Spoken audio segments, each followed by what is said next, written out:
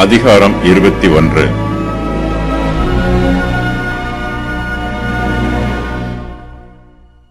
லேவியருக்கு கானான் தேசத்திலே சுதந்திரம் இல்லை என்றும் கர்த்தரே அவர்களுக்கு சுதந்திரம் என்றும் பொதுவாக சொல்லப்பட்டிருக்கிறது. மற்ற கோத்திரத்தாரைப் போல லேவி கோத்திரத்தாருக்கு சீட்டு போட்டு பங்கு வீதம் பிரித்து கொடுக்கப்படவில்லை. ஆனாலும் லேவி கோத்திரத்தார் ஒன்றும் இல்லாமல் கைவிடப்படவில்லை. கானான் தேசத்திலே லேவியருக்கும் ஒரு சில பட்டணங்கள் கொடுக்கப்படுகிறது.